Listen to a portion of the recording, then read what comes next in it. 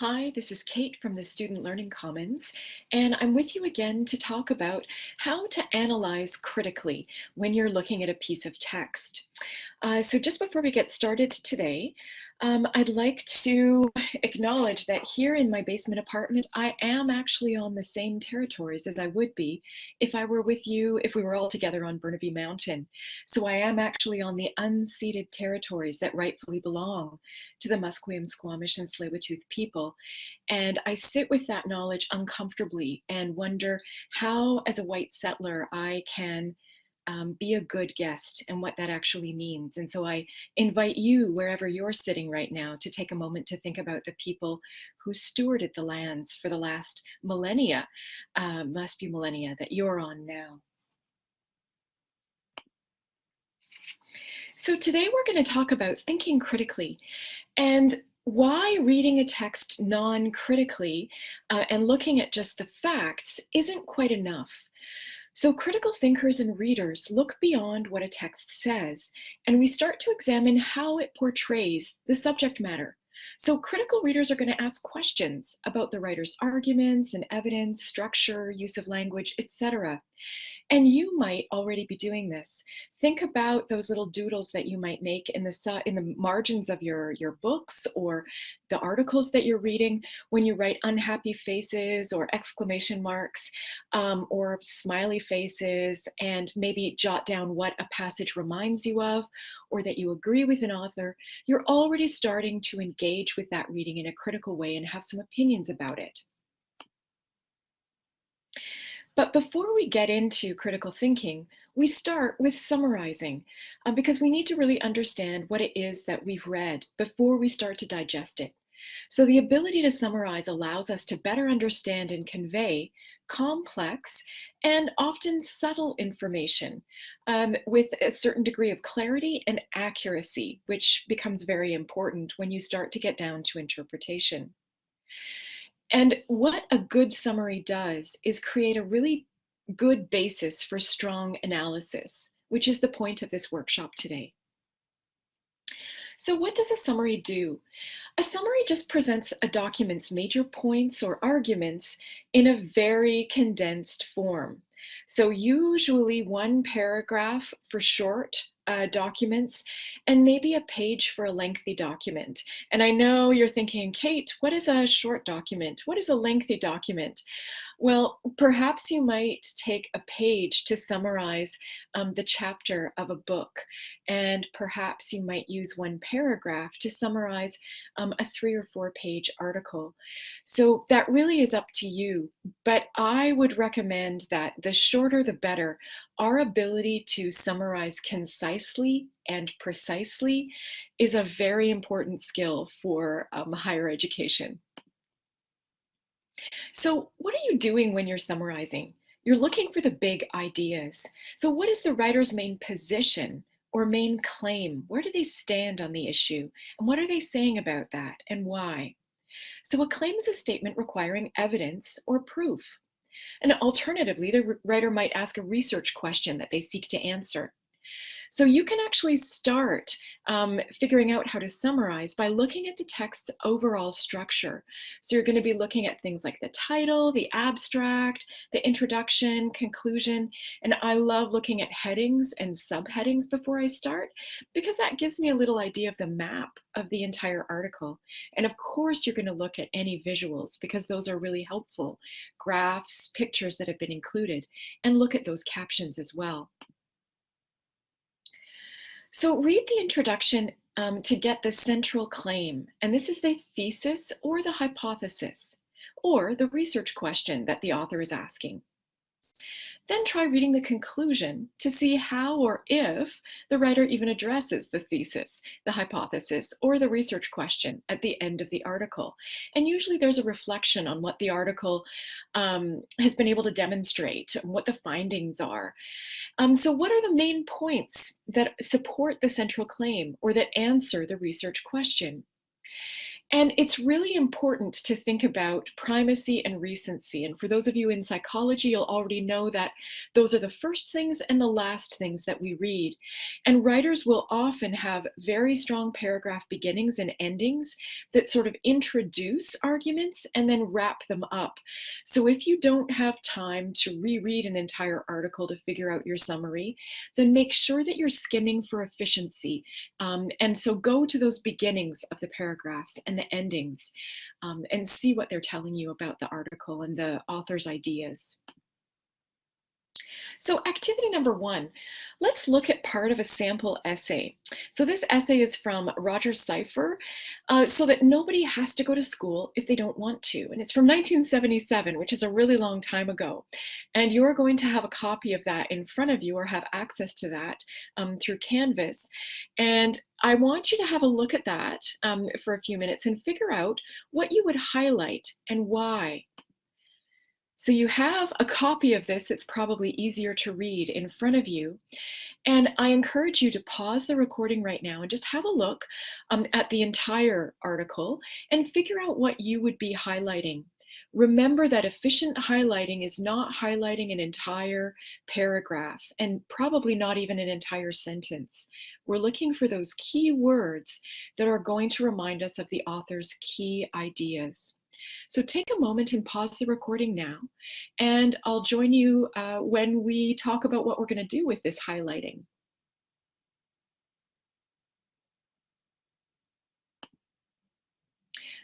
Okay, so an effective summary. What is that? How should you summarize? So you've done some highlighting. We're going to look at that in a second.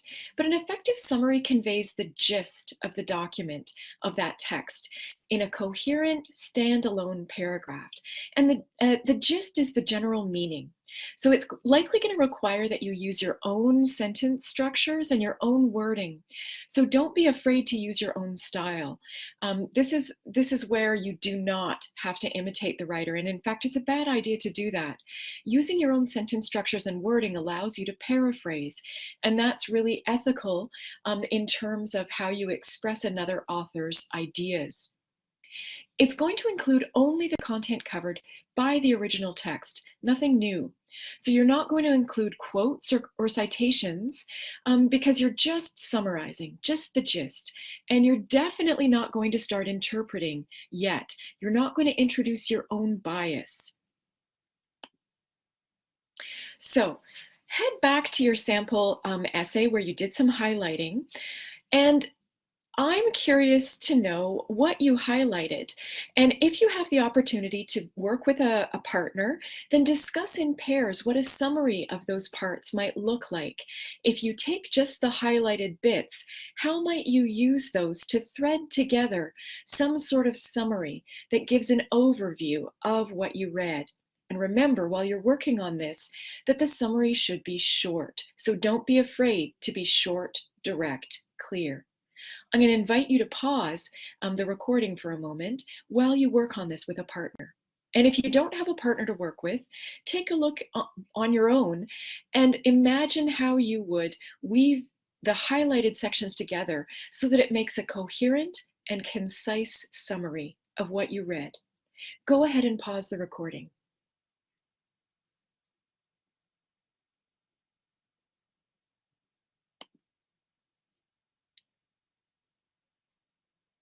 Okay, we're back. Hopefully, you were able to get some sort of idea of how you would create a short and clear summary of what you read by using your highlighting. And maybe that exercise actually helped you identify that perhaps you're not a very efficient highlighter. I know that a lot of us, and this is me as well, get caught up in thinking that everything is important. And when I'm in one of those modes, sometimes it's when I'm tired or hungry, when I look back at what I highlighted, I realize that I was highlighting everything, larger and larger chunks of information. So selecting those bits to highlight is really important, and that involves some decision making.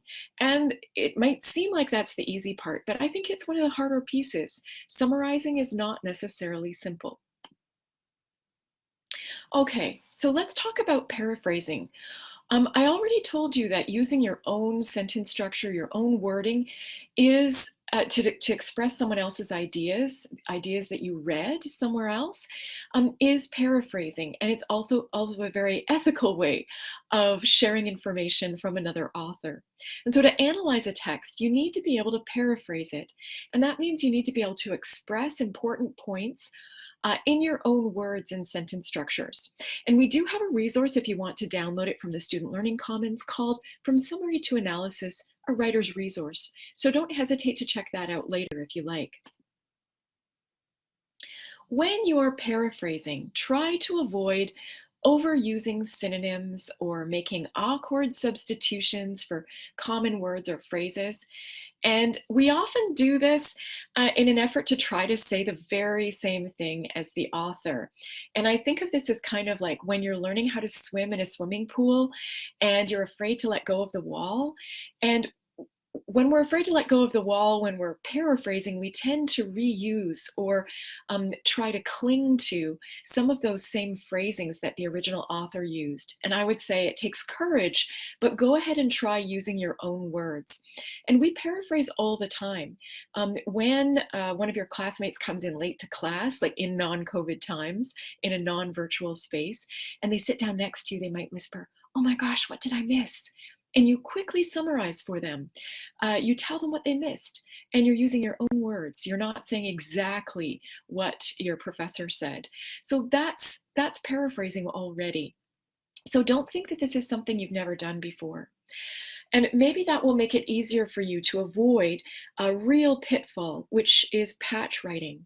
So patch writing is when we cling too much to the original author's ideas, and maybe we've highlighted large chunks of the text, and we haven't really been making important decisions about what are those key elements that we'll then express in our own words. So instead, we take out huge patches of the original author's work and we paste them in with their own phrasing. And sometimes we'll then take a word or two and we'll say, I'll switch that word out with a synonym so that it'll be my own. But it really isn't. And that whole section, that patch, ends up really still belonging to the original author. And it is a form of plagiarism, even if you don't intend it to be. So try to avoid that. Sometimes what I've been doing, if I want to avoid patch writing in my own work, is take my cell phone and I will turn away from the piece that I'm paraphrasing and I'll actually audio record myself on my cell phone as if I were explaining what I read to a friend, just the way that you would explain to your seatmate, your classmate, what they missed when they came in late. And that really helps me when I listen back because often what I've said is in my own words, my own phrasing, and I can use some of that in my own writing as well. So here's a case of patch writing. So have a look at the original. The original is really hard to understand, and that makes patch writing even more likely. In order for us to use our own words and sentence structures, we really have to understand what we're reading. And so the less we understand of what we read, the more likely we are to accidentally plagiarize. So the first thing you need to do is make sure you understand. So here's the original, and it's not easy to understand. The central idea here is both simple and powerful. The global economy has entered a new era, and a mercurial corporate form, called the Protean Corporation, will become the dominant species by the middle of the next decade. Okay, and so we've got the citation here from the source. It was written by Spencer Ante. It's from an article called Change is Good, so get used to it, from 2009. And let's have a look at the draft paraphrase. And this is patch writing. You'll notice that the bits that are highlighted in red here have been lifted directly from the original piece, from the author. The main concept here is simple and powerful. In our new era of global economic activity, mercurial corporations will become dominant within the next decade. So that red is lifted directly from the original author's work. But You'll probably have noticed here that there's been some synonyms switching out as well, and this is a danger sign also of patch writing. So instead of central idea, the person who wrote this paraphrase, this patch writing, decided, maybe if I just find a synonym for central, so the main concept. And you can see instead of the global economy, they've listed global economic activity, so still not quite getting away from that original wording. If you find that you're too attached to the original author's wording, try putting the article on the other side of the room, away from your desk, and then try thinking about what you read. How would you explain it? So if you have to rewrite patch writing, and this is hard, it's better to avoid patch writing in the first place. But have a look at this. I love this example because it brings the author, Ante, who wrote the original article, actually into the sentence as a subject. So as an author talking about another author's work, you bring that other author right into your sentence. Ante, 2009, believes the global economy is entering a new phase in which the most successful corporations are the most adaptable. So this is really lovely in that you are bringing the author in. Clearly, you're already identifying the author, referencing the author. You're getting farther away from plagiarism. But here, this person has also used a reporting verb, believes. And this indicates to your reader how Ante considers this information. So Ante believes this information, and that's really useful for your reader. So attribution verbs or attribution phrases can play a central role in critical analysis because they can really help frame how the original author sees the information that you're sharing. So we have some links where you can find other reporting verbs in academic writing, and you can also Google this. There are lists that you can find and use.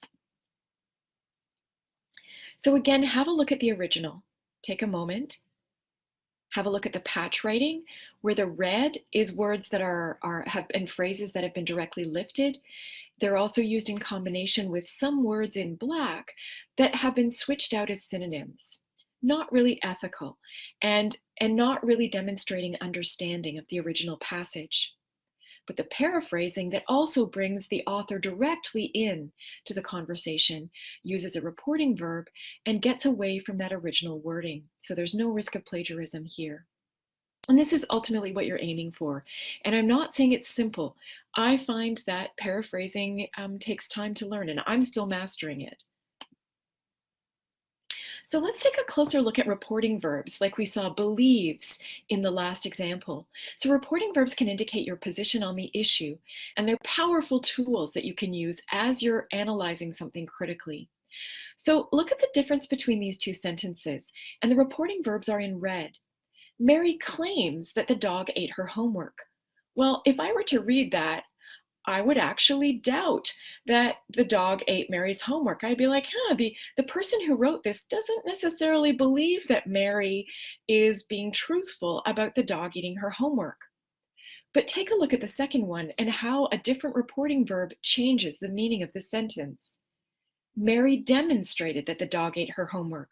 Well, wow, that's sounding much more believable. If Mary actually performed a demonstration and showed proof that the dog ate her homework, maybe an x-ray, she took the dog to the vet, they did an x-ray, and there you can see Mary's homework inside the dog's gut, slightly digested. So that is actually a big difference. So really think carefully about using reporting verbs. These can be incredibly useful. So how do you move from summary to analysis? Remember that summary is just capturing what the author said. It's a restatement of the facts that you've gathered from that text. No interpretation, no opinion, no bias of your own. But an analysis begins to express how the text works or look at how effective it is. And there you're getting into interpretation.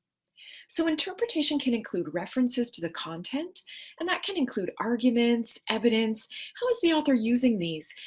Does the evidence match the arguments? Does it really support them? Is it good evidence? And what's your opinion about that? You're starting to interpret the work of another author. You can look at language. What is the specific kind of vocabulary that's used? Are there specific terms that continue to come up? And is that different from your understanding of those terms? And you can also look at the structure. What are the relationships between the different parts of the piece of writing? What are the relationships between the different arguments? Do they flow logically?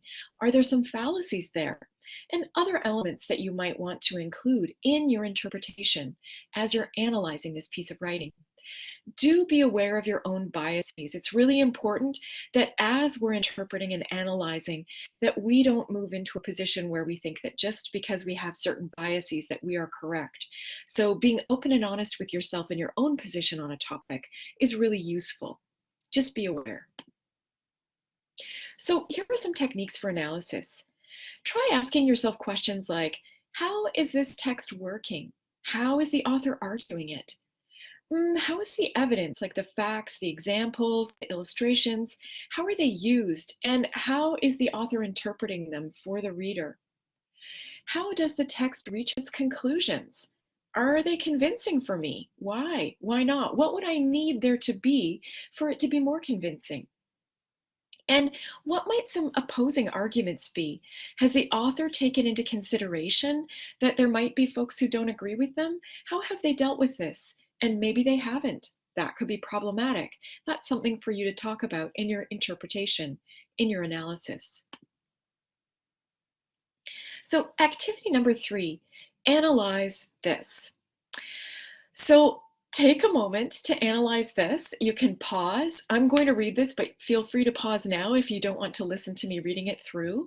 And after I have read it through, if you haven't paused, do take a moment to pause and think about all of those questions that you would ask yourself. What is happening in this piece of text? And it's very short. Unfortunately for most of us, we have or will have at some point a difficult boss. Instead of leaping to another job, hoping that the next one will be better, it's important to develop managing up skills. The more you learn to manage up, the more successful you will be wherever you are and whatever you're doing. The trick is to manage your boss without the boss knowing that you're doing it. Okay, so pause and take a moment to write down some things that you're noticing here. Think about what the author is doing, how they're doing it, and how convincing it is for you, and what you expect to find in the rest of this piece. Pause now.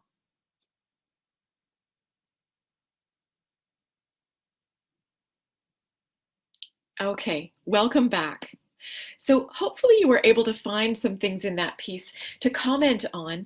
And if you want more resources, we do have in the Student Learning Commons some handouts for strategies for summarizing, techniques for paraphrasing, critical thinking for critical writing, and how to write a critical review. These could be very useful to you, and there are many more resources available, and that includes also coming to visit us at the Student Learning Commons for a one-on-one consultation. We're happy to talk about analysis with you. This is something that we enjoy. So thanks for participating, and feel free to give us a 3-minute survey feedback if you choose, and book some time with us whenever to come and talk about your writing. Take care.